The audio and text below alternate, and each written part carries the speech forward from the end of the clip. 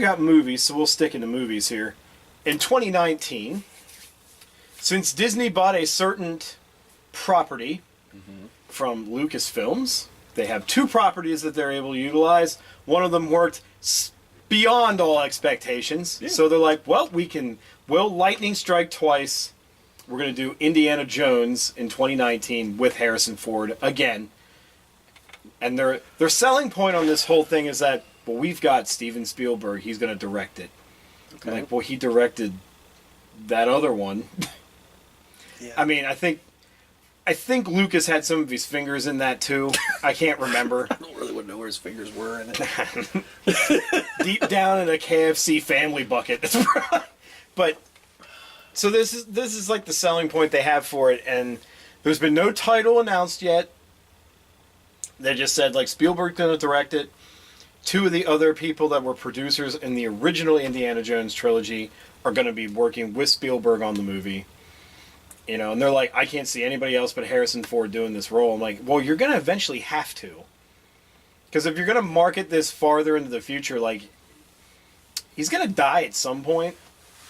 And I think right now, what Disney's best move would figure out how to market it with a new, younger actor. In my mind.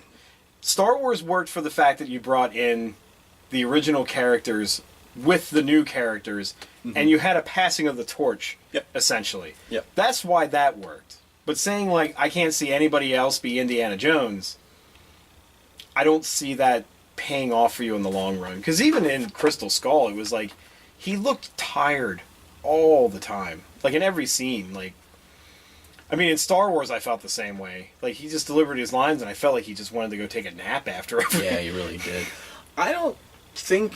This is going to sound strange for me to say it like this, but I think there'd be maybe more success for Indiana Jones movies in the future if it's not based around Indiana Jones. And I know that sounds weird, but the first film wasn't originally called Indiana Jones and Raiders of the Lost Ark. It was called Raiders of the Lost Ark. I think I see where you're going. Like, do serials, kind of like... Because, like, TV serials and stuff, like, some of them were, like... They were all based on a genre, but they all had different titles for, like, you come back and it's like, this week's show is this, and it's based on horror stuff, and, like, that kind of a thing. Well, what I'm getting at is originally, I don't know the plan, but I don't think their plan was for this character to have a whole run of films. I think it was just... No, it was supposed to be one originally. It was supposed to be just a one-off, and they're like, people love the character. What I'm saying is you can still do these type of films where it's like action adventure with history and archaeology and you know some religious subtext and you know it's called Uncharted. Yeah, it really is. And I think that see, the thing is about Indiana Jones is I don't see anybody else playing that role because Young Indiana Jones Chronicles wasn't very good. When people thought that they were going to be putting Shia LaBeouf in that role, they didn't like that either. People were like, burning movie theater chairs and stuff. And, so they don't wish I was at that theater. I think the theater I went to when I saw it, everybody was like, is that it? that was it? Oh, no. The scene where he, like, picks up the hat and everybody's just kind of like... Oh, I screamed out loud. It was like, Shia LaBeouf's like picking it up, and then Harrison Ford's like, give me that fucking hat, motherfucker. My hat. I was like, thank you. My hat. I saw him swing on fucking branches with monkeys. It's too much. If you're going to do it that way, don't make it his son. Make it a student. Have him kind of pass the torch off that way. Yeah. Because just because it's his son doesn't mean he's automatically another great archaeological treasure hunter. Because he retired to be a professor.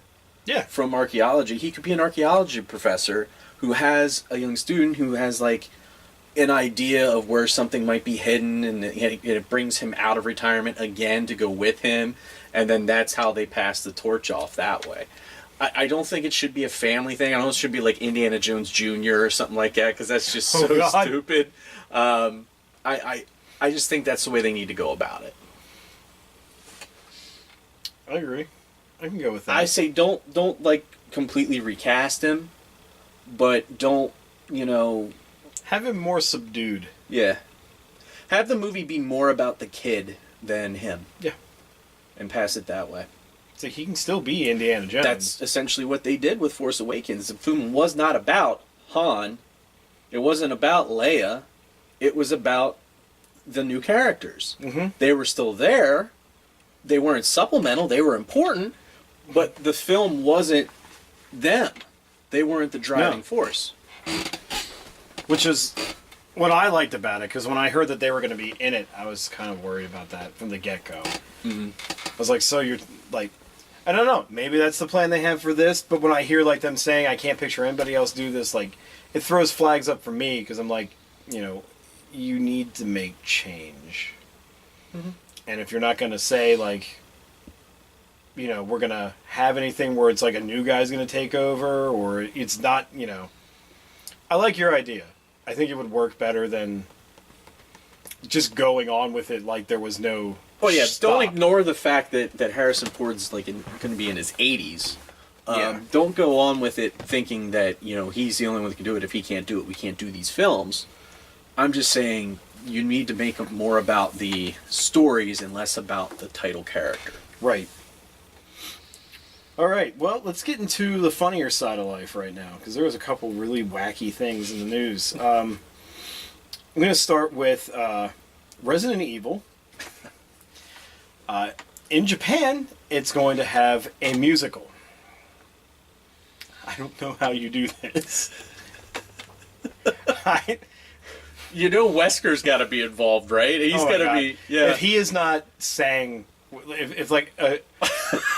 I just picture like this fucking immaculate baritone opera singer just being Wesker. Yeah. Just like constantly like being out there like this fucking like Neo trench coat on. Crass! I can picture this right now. And if there's not a fucking scene where Chris is punching a boulder on stage in front of a live audience... I kind of like, because there's over the years there's been so much, well, past year, not years, we've only been doing it for a year now, but there's been so much weird Resident Evil news that's come in and out of this book that I've found, and this one just so far has taken the cake. This one is just like, wait a minute, what? Whose idea was this? Yeah. Like, who sat down? This can't be real. Fucking, like, Capcom sitting down and like, we need to think of another way to milk this this cow. It's running out of milk. What do we do? Like, well, we haven't done live stage with it yet. They're like, you mean like a play? No, like a musical. And they're just like, bing. Perfect. We can do this. We'll get the. You want to get what? We'll get. What was the tyrant? From Resident Evil 3. What was the name of that thing? What, Nemesis? Nemesis. We'll get Nemesis up there like stars, and then like the stars units are like, oh no, he's coming for us. Stars. What's that you said?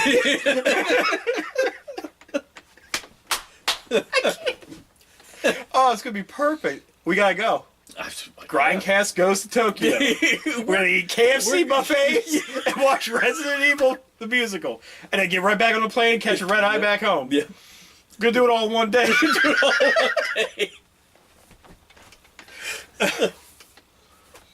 And this is just the most bonkers idea I've heard. It's such. I mean, they've made musicals out of weird shit already, but this just... Well, like, even ones that I thought, I was like, does this really need to be a musical? Like, when they did, like, Shrek the musical. I'm like, does this really need to be a musical? I'm like, I get it, it's fantasy stuff, like, everything, like, fairy tale-wise that Disney did was a musical, and I think there were musical numbers in Shrek. Yeah. I kind of... You know, there's a lot of people that are like, I love the Shrek movies, and with me, there's like a part of my brain that's just like, never happened. You've seen them, but you're not going to remember them. I was like, I kind of remember parts. I remember Donkey talking about making waffles, but other than that... That was Shrek for me. Just Donkey being like, in the morning, making waffles. That's it. That's all I remember. That was Shrek. He took a mud shower. That was it. I don't think... I think that's all the movie was. I don't think there was a plot at all. Then, like, later on, there's this cat. And he was sword fight real well, so I don't know what happened with this franchise. But, so, yeah. So that was the one that I didn't understand they needed to be a musical, and this is definitely... like, where does it stop? You do Resident Evil the musical, when you do Silent Hill the musical next? Like, what games can you make out of music, like Call of Duty the musical? Call of Duty the musical. There's just people up there with guns like, oh, bang, bang, bang, bang, bang, bang, bang, bang, bang, bang, bang. I just don't see the vision in this. I don't. No, I don't either. But, like, I feel like I need to see it, though. Like, I don't know. and not because, like, I support the idea at all. I'm just kind of like, I like, there's one time in my life I wish I could witness something where, like, a company's like, this is going to be gold. Mm-hmm. This is the best idea ever. They put all this advertising marketing campaign, and then the moment that curtain opens, and they see it in front of them, from an audience standpoint, and they get that, oh shit, what have we done? This was a terrible idea. And it starts playing out, and then they're just like, yeah, sinking it out of their seats. The whole audience is just sitting there like, what the fuck is going on? Where's the Jill sandwich? I just think of like, when Peter Griffin did The King and I. Peter Griffin presents The King and I. It's like fucking robots and yeah, that's the only thing I can kind of like compare it this to. kind of feels like that to me. Yeah. Like just some fucking... It just, You see this like being up against like... I want to see this actually... No, I kind of want to actually see it take off, and then it'd be like in New York, like double bookings, and it's just like The Lion King, followed by Resident Evil the musical. You can see the Book of Mormon and Resident Evil the musical. Cats and Resident Evil the musical. Like up there amongst the pantheon of great musical theater. Mm-hmm. Resident Evil. Les Miserables. Yeah, Resident Evil the musical. They like some of the cast does both shows. Yeah. John Valjean is also Leon Kennedy. Boy, that guy's got some talent. He's got a lot of makeup to change. Yeah. I can picture that. It's just like people like, oh, thank God the French war scene's over. I gotta get in zombie makeup stat. They're just like bringing them in, slinging them down the chair, and they're just like, it's like powder puffs and fucking blood splatter everywhere. And like, get the fuck back out there. It's like the people that do the Walking Dead makeup. Yeah. So yeah. If you're going to Tokyo anytime soon, or... I'm assuming over there it'll be called Biohazard the Musical. Probably. Otherwise it'd be real confusing for them. Because the whole series has been released that way, so... You know, the name Resident Evil is more confusing to me. Well, I don't know why we got that title when theirs was Biohazard. It sounds so... And it makes more sense to the whole plot of the game. It was a Biohazard outleak. Yeah. Like Resident Evil. I'm just like, I get it, like, okay, it's home-based, but really the first game wasn't. We were in a fucking mansion out in the woods. It was a front for the... Spoilers! It was a front for the lab underneath that created the mutagen shit. Yeah. The only time it got Resident was in 2. Alright.